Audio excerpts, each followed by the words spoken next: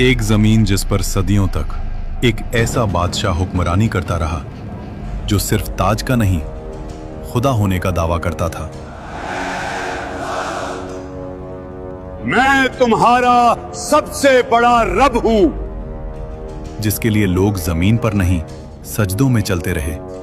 और फिर एक ऐसी रात जब उस बादशाह की नींद एक ख्वाब ने छीन ली, और जब मौत उसके सामने आई तो वो पानी की एक बूंद का भी मुकाबला न कर सका।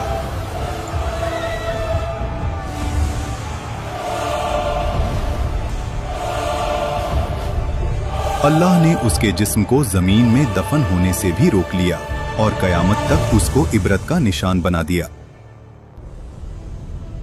मिस्र, उस दौर का सबसे ताकतवर मुल्क, नील के किनारे बसे शहर जहां फसलें सोना उगलती थीं, बाजार भरे हुए, महल पत्थर के नहीं गुरूर के बने हुए, और इन सब के बीच एक शख्स, फिरौन। उसका हुक्म सिर्फ कानून नहीं था, अकीदा था। लोग सिर्फ उसकी बात नहीं मानते थे, उसकी बात पर ईमान रखते थे। वो कहता था, मैं तुम्हारा सबसे बड़ा रब हूं। और मिस्र खामोश रहता था।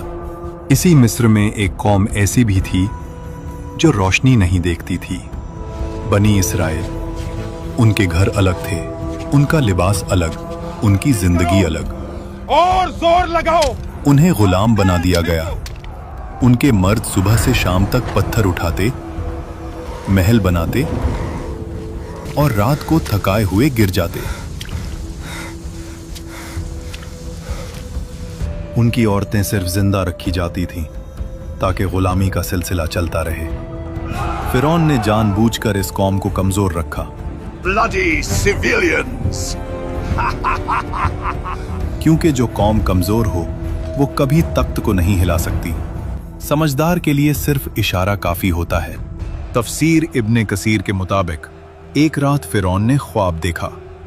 उसने देखा कि बैतुल मुकद्दस की तरफ से एक आग निकली जो मिस्र के घरों को जला रही थी, लेकिन बनी इसराइल के घर महफूज थे। फिरौन हरास होकर उठ बैठा। ये पहली मर्तबा था जब उसने खुद को कमजोर महसूस किया। उसी रात नजूमी और इल्मे गैब का दावा करने वाले दरबार में बुलाए गए। ख्वाब सुनाया गया और फिर वो जुमला बोला गया